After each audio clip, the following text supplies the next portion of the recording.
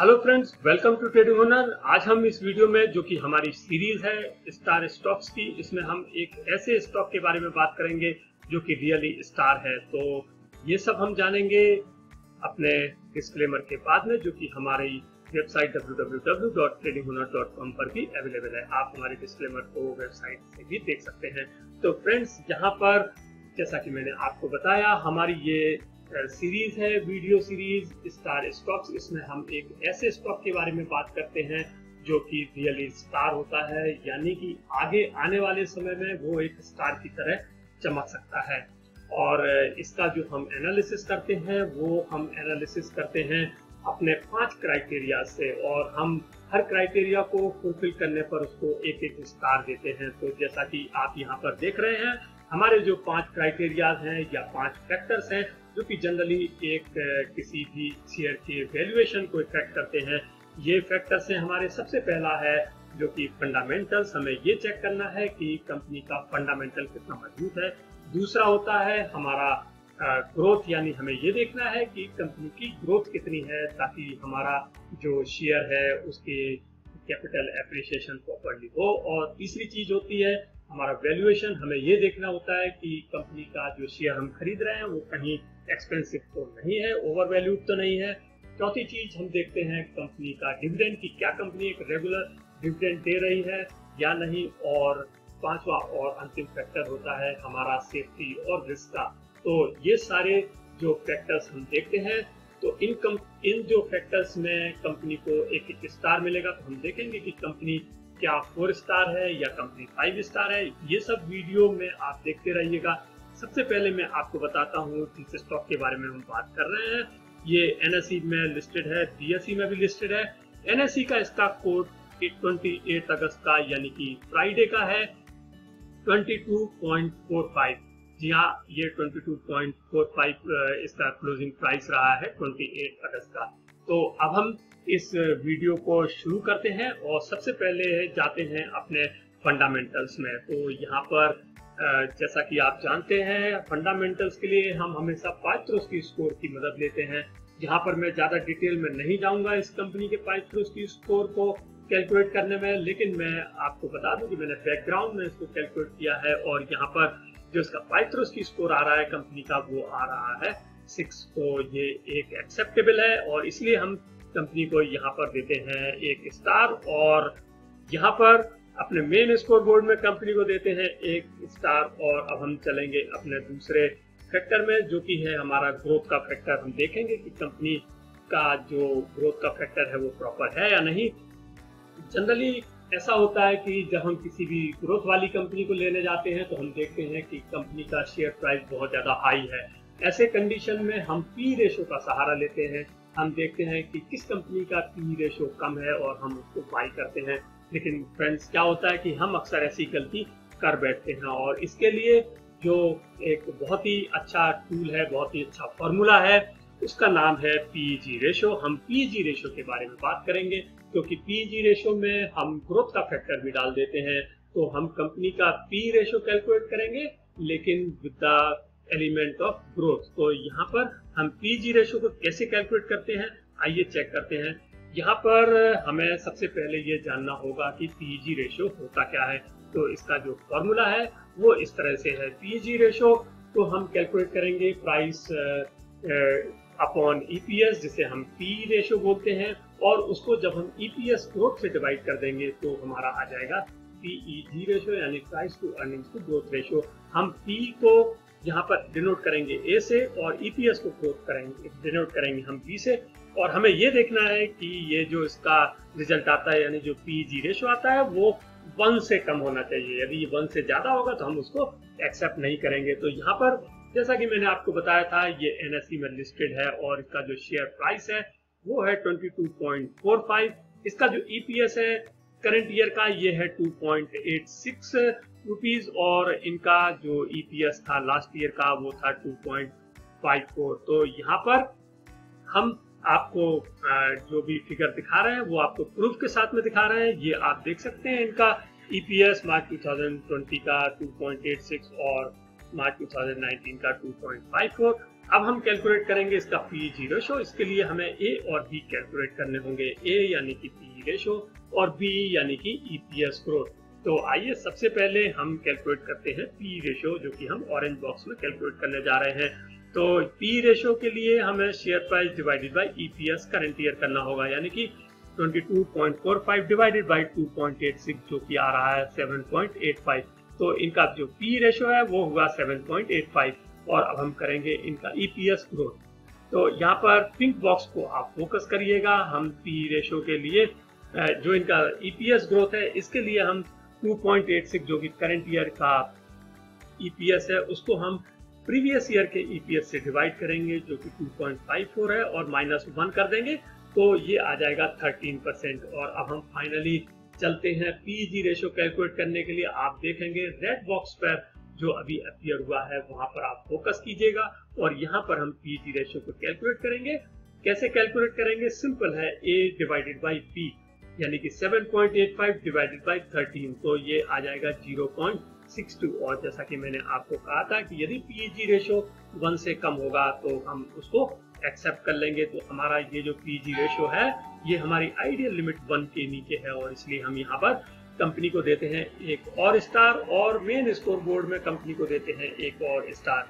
तो आपने देखा कंपनी ने 2 में से 2 स्टार हासिल कर लिए हैं, और अभी उसके पास 3 फैक्टर्स और बाकी हैं। आइए देखते हैं क्या होता है। अब हम चलेंगे अपने तीसरे फैक्टर में, जो कि है वैल्यूएशन का फैक्टर। वैल्यूएशन का मतलब है कि हमें कंपनी के शेयर का वैल्यूएशन देखना है कि कहीं वो ओवर प्राइस तो नहीं है।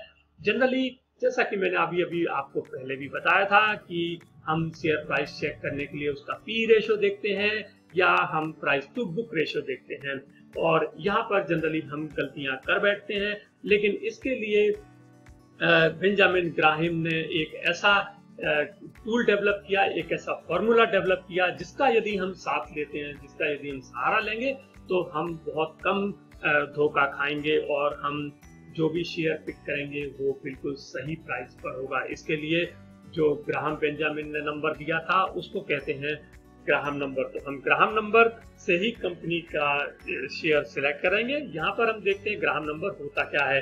तो ग्राहम नंबर दरअसल कंपनी का, यदि हम अर्निंग पर शेयर और बुक वैल्यू पर शेयर, हमें इन 2 चीजों की जरूरत होगी।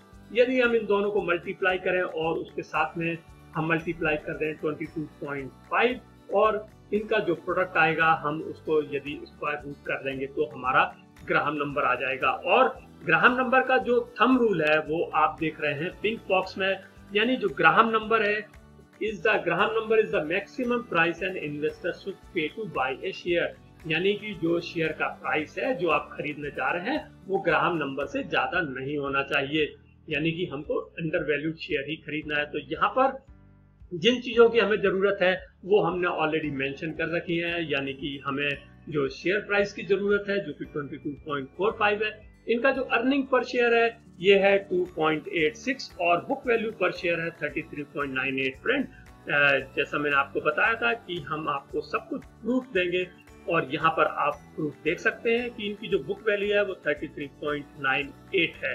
तो अब हम इसको कैलकुलेट करते हैं। कैसे कैलकुलेट करेंगे? बहुत ही सिंपल है।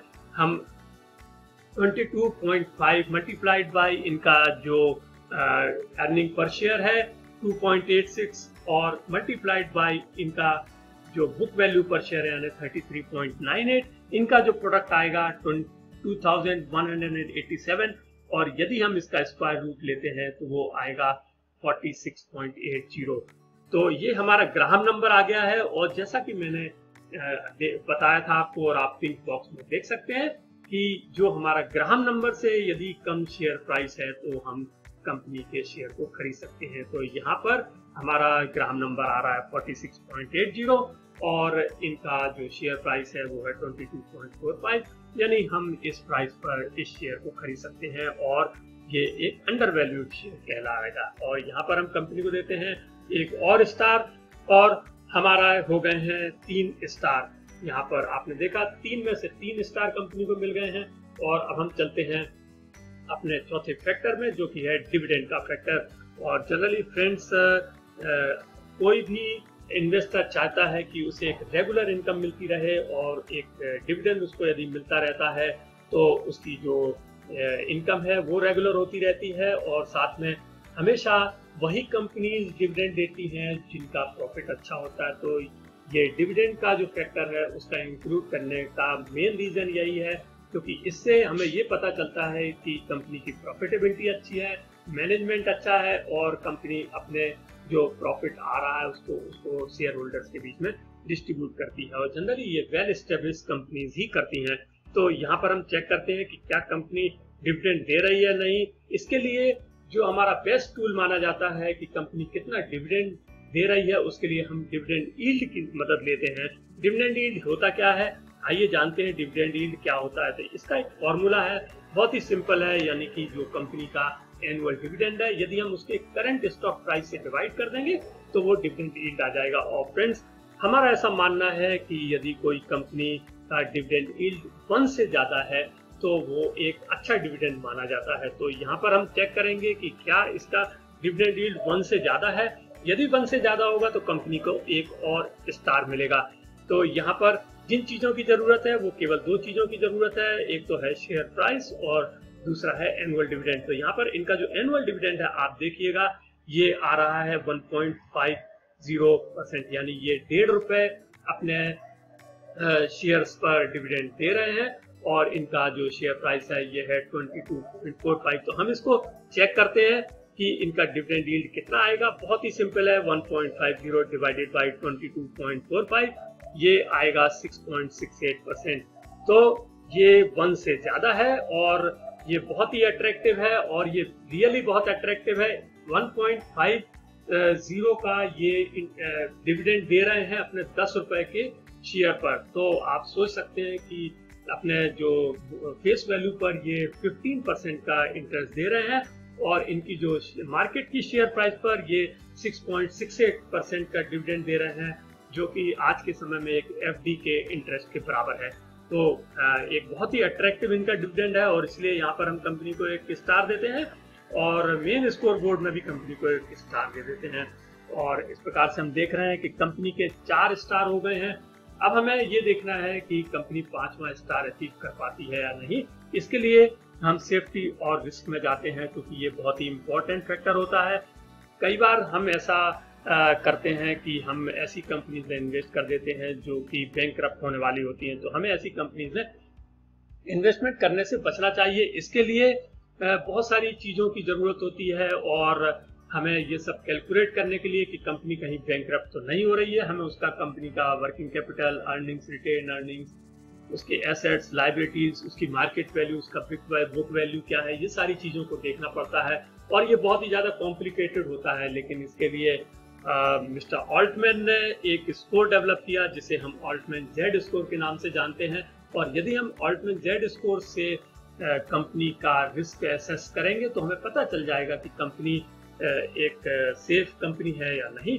तो यहाँ पर जो स्कोर है ऑल्टमैन स्कोर, वो कैसे कैलकुलेट करते हैं ये मैं आपको बता दूं। इन्होंने मिस्टर ऑल्टमैन ने जो डेवलप किया उसको जीटा कहते हैं, यानी जेड स्कोर, और ये इस तरह से कैलकुलेट होता है 1.2a plus 1.4a 4b plus 3.3c plus 0.6b plus 1.0e।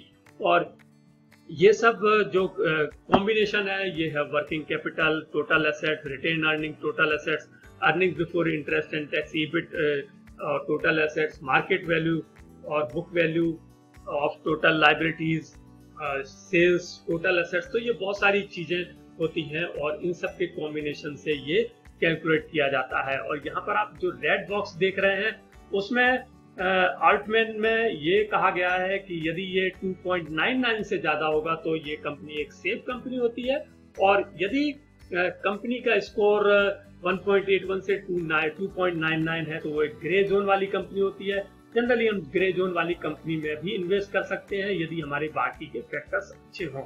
और जो कंपनीज 1.81 से नीचे का स्कोर अचीव करती हैं यहाँ पर वो डिस्ट्रेस जोन वाली कंपनी होती हैं, और जनरली हमें उनमें इन्वेस्टमेंट करने से बचना चाहिए, और ये कंपनी बैंकरप्ट हो सकती है। तो हम चेक करते हैं कि क्या होता है। इसके लिए सबसे पहले जिन चीज़ों की ज़रूरत है वो मैंने यहाँ पर ऑलरेडी राइट डाउन कर रखे हैं, और अब हम इसको कैलकुलेट करते हैं, आप देखिएगा कि राइट हैंड साइड में इस बॉक्स में मैं इसको कैलकुलेट कर रहा हूं। और यदि ये 1.81 से कम आएगा तो हम कंपनी को कोई स्टार नहीं देंगे, और यदि ये 1.81 से ज्यादा आएगा तो हम कंपनी को स्टार देंगे। तो हम यहाँ पर देख रहे हैं कि ये 1.81 से कम आया है इनका स्कोर, तो हम यहाँ पर कंपनी को कोई स्टार नहीं देंगे। और एक प्रकार से ये कंपनी एक रिस्क वाली कंपनी है, तो ये एक समस्या हमारे सामने खड़ी हो गई है कि ये एक रिस्क वाली कंपनी है और कंपनी को यहाँ पर मिलते हैं 4 पॉइंट। अब हमें डिसीजन क्या करना है, तो कंपनी का जो टोटल स्कोर है, वो जो हम इसको रेटिंग दे रहे हैं वो एक 4 स्टार की रेटिंग दे रहे हैं। लेकिन फ्रेंड्स, अब हम जानते हैं कि कंपनी में हमें इन्वेस्टमेंट करना चाहिए या नहीं, क्योंकि सबसे बड़ी प्रॉब्लम आ गई है सेफ्टी और रिस्क की। तो इसके लिए मैं आपको बता देता हूँ कि ये एक गवर्नमेंट कंपनी है और इस कंपनी का नाम है NHPC लिमिटेड, और ये एक गवर्नमेंट कंपनी है। किसी वजह से इनका इस साल का जो सेफ्टी एंड रिस्क यानी कि Z स्कोर है वो 1.81 से कम आया है, लेकिन एक कंपनी वेल एस्टेब्लिश कंपनी है, बहुत अच्छा इसका प्रॉफिट है। तो हमारे ख्याल से इस कंपनी में हमें इन्वेस्ट करना चाहिए, क्योंकि ये 4 स्टार कंपनी है और इसका रिटर्न, इसका प्रॉफिट और इसका मैनेजमेंट सब कुछ बहुत ही अच्छा है। NHPC के बारे में मैं आपको बताना चाहता हूँ कि ये 2000 मिलियन का इसमें इन्वेस्टमेंट है और ये 1975 में इसको शुरू किया गया था कंपनी को। ये जनरली हाइड्रो इलेक्ट्रिक पावर बनाते हैं, लेकिन इसके अलावा अभी इन्होंने recently solar, geothermal, tidal, wind etcetera इन सभी सेक्टर्स में ये जा रहे हैं, जो कि रिन्यूएबल एनर्जी के सेक्टर हैं, और इंडिया में इन चीज़ों को बहुत ज़्यादा फोकस किया जा रहा है।